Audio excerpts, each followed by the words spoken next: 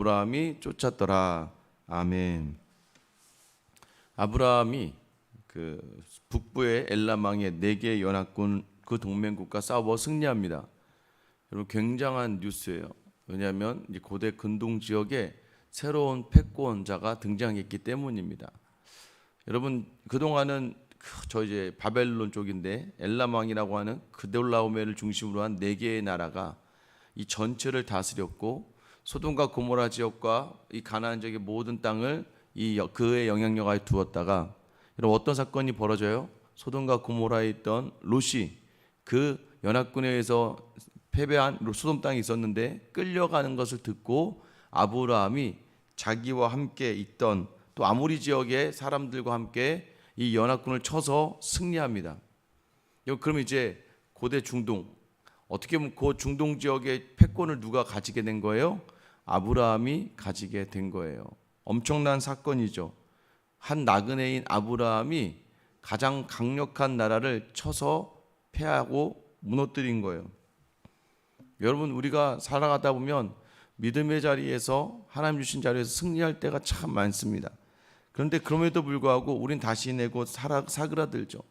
엘리야가 그 바알 선지자 수백 명을 갈멜산에서 승리하고도 바로 다음 날 이세벨이 너 내가 가만두지 않을 거야 라는 말 한마디에 두려워하게 되는 것처럼 오늘 1절 딱 시작할 때 어떻게 시작해요? 이후에 여호와의 말씀이 환상 중에서 아브라함에게 임하여 이르시되 아브라함아 두려워하지 말라라고 이야기합니다. 그 얘기는 뭐예요? 뭐뭐 하지 마. 이 얘기는 뭐예요? 두려워하고 있다는 얘기예요. 아브라함이 지금 큰 전쟁에서 승리하고 있는데도 불구하고 두려워하고 있습니다. 왜 두려워할까요? 아브라함이 자기가 무너뜨린 그 나라가 뭐 그돌라오멜의 연합군인지 그돌라오멜이 죽었는지 안 죽었는지도 모르겠고 어쨌든 북부의 가장 큰 강력한 나라들인데 자기가 쳐서 무찔렀다. 이제 모든 사람들이 자기가 이 지역을 장악하려면 누구를 치면 되는 거예요? 아브라함을 치면 되는 거예요. 아브라함을 치면 자기가 가장 강력한 사람이라는 것을 증명할 수 있는 거예요. 여러분 세상의 힘의 권력은 그런 것 아니에요? 가장 센 사람을 치면 내가 가장 센 사람이 되는 거예요. 결국 아브라함은 두려워하게 되는 거예요. 여러분 왜 두려울까요? 맞아요 여러분. 우리가 세상으로 큰 승리를 하고 나서 우리가 세상으로 뭔가 큰 은혜를 받고 나서 우리가 두려워할 수밖에 없는 건 정상적입니다. 왜냐하면 우리도 알거든요. 우리 힘으로 한 게 아닌 걸 알아요. 내 능력 이상의 일들을 경험하면서 이거는 사람이 한 게 아니라는 것을 알게 되는 거예요. 그러니 당연히 두렵죠. 왜냐? 내가 내 힘으로 한 거고 내가 가진 능력으로 한 거라면 흔들리지 않아요. 왜냐하면 또 하면 되니까.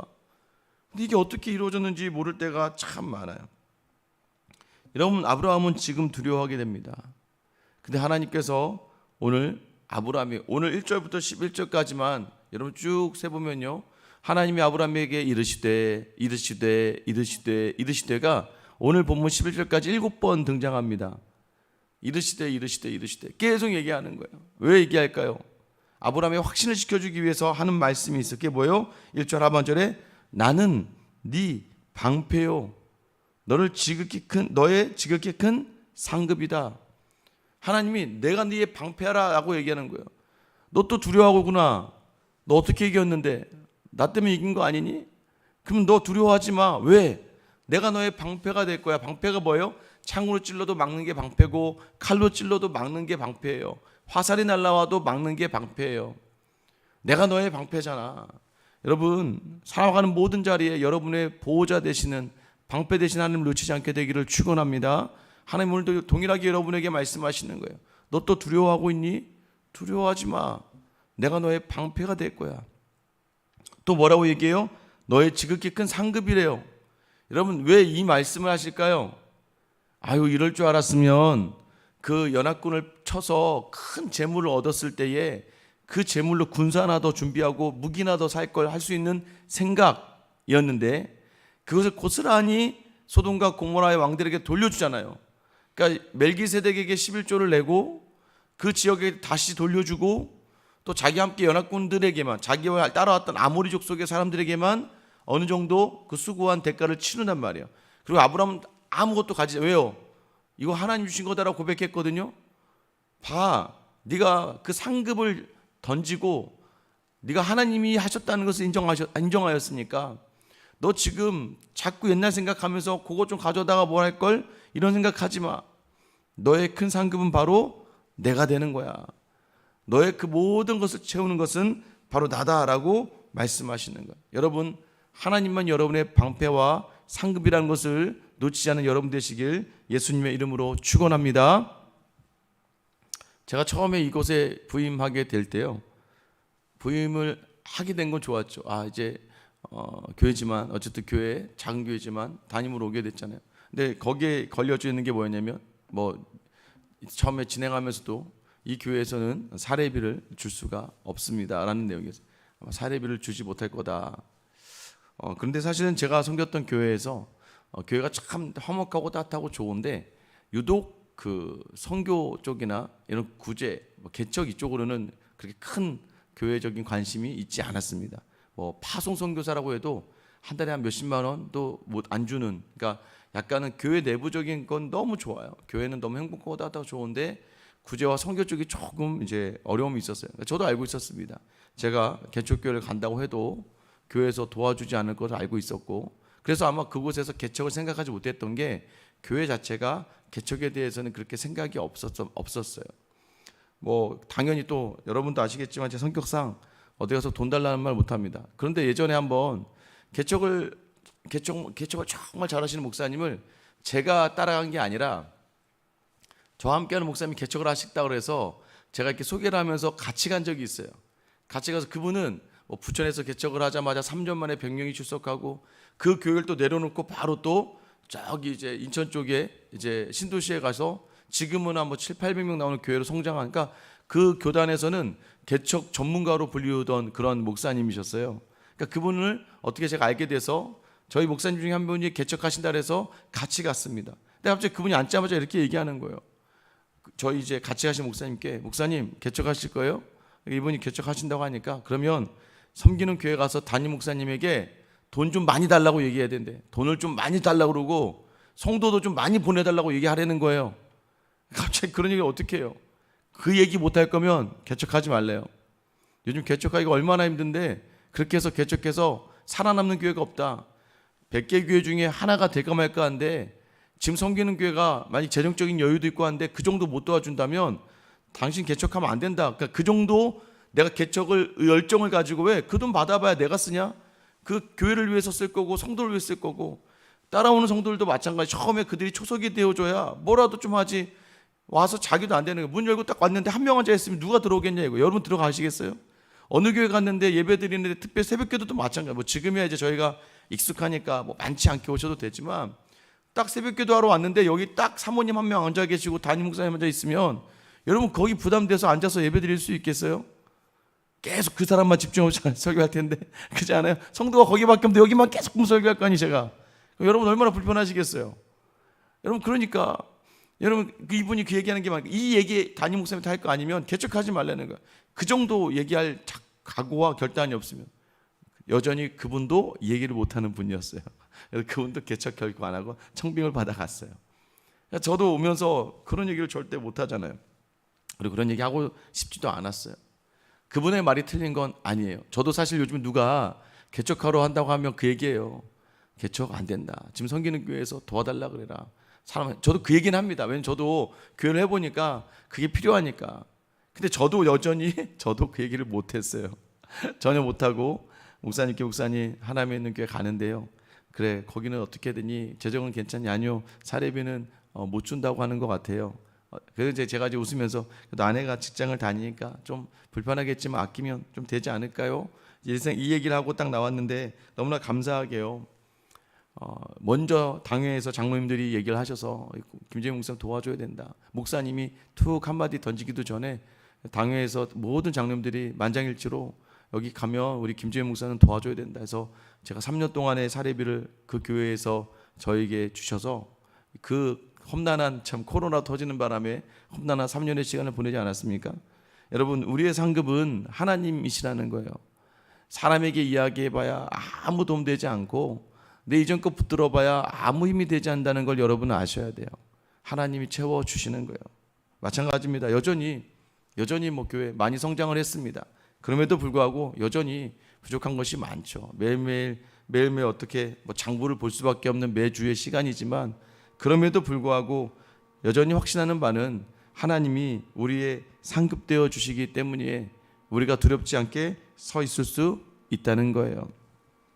여러분, 이후에 아브라함이 다 좋았습니다. 여기까지는. 그런데 여러분, 항상 누구나 사람에게요, 이 발작 버튼이 있어요.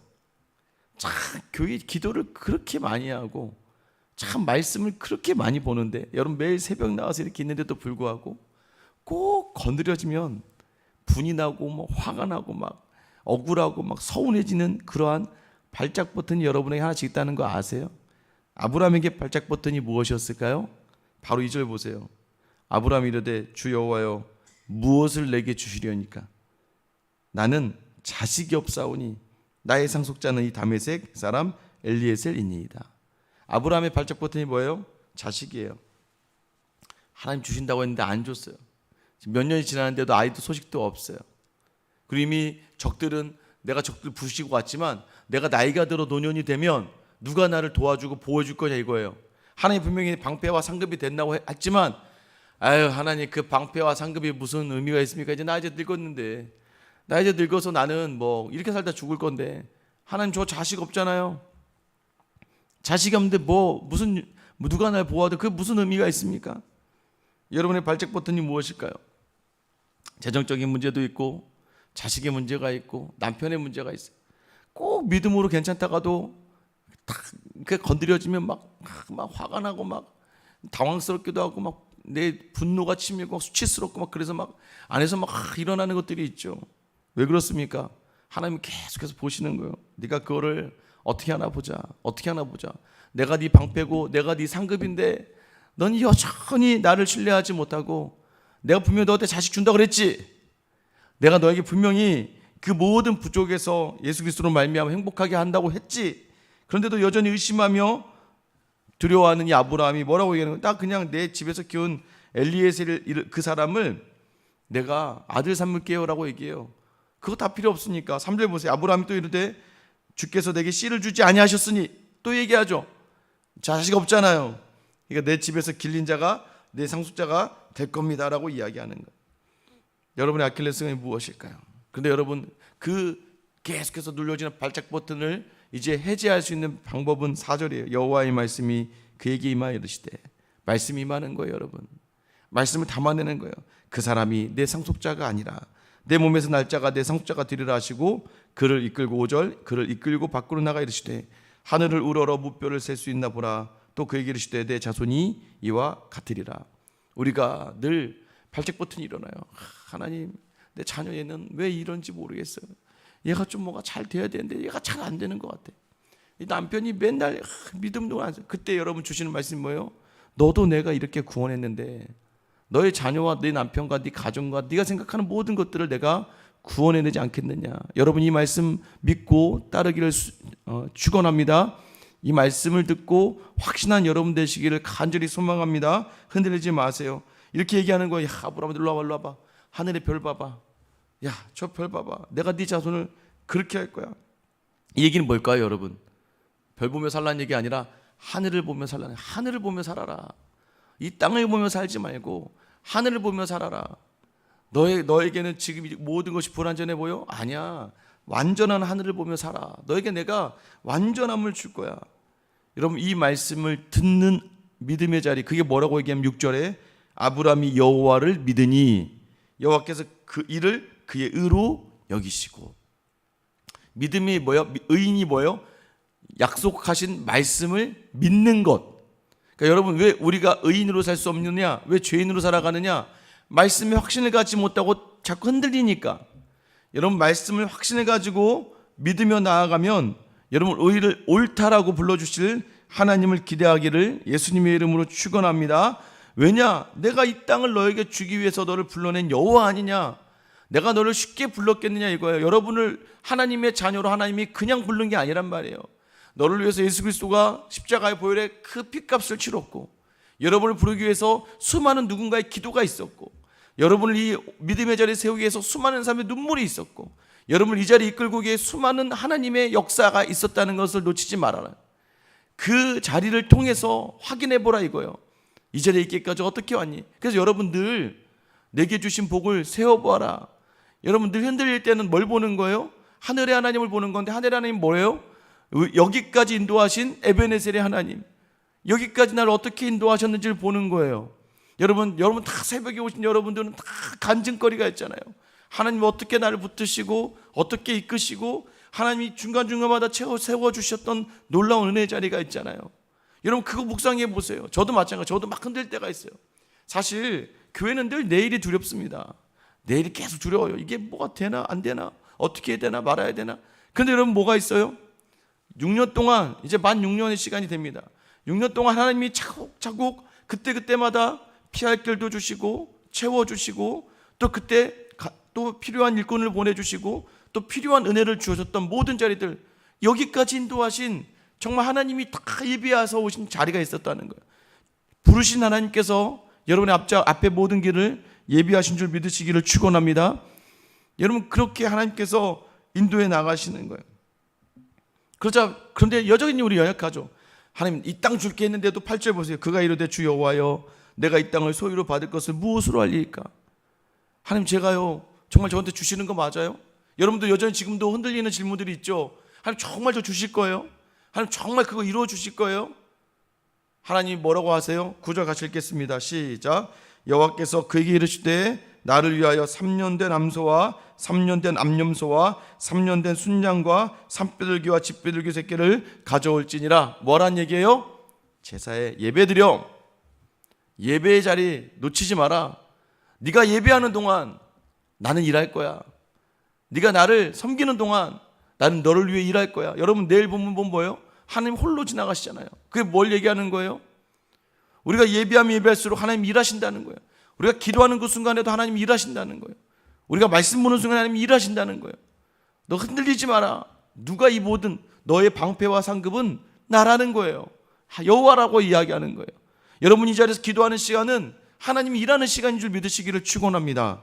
흔들리지 마세요. 어떻게 주실 거예요? 예배 드려봐. 알 거야. 말씀 붙들어 반드시 줄 거야. 오늘 그 약속을 믿는 것을 의인이라고 부르신다는 거예요. 여러분 우리가 죄인이죠. 근데 우리가 약속을 붙들면 의인이라 칭하시는 그 하나님의 은혜가 있기에 오늘도 여전히 우리의 부족함을 내려놓고 그 부족함 속에서도 완전하신 하나님의 말씀을 붙들고 나아가는 거예요.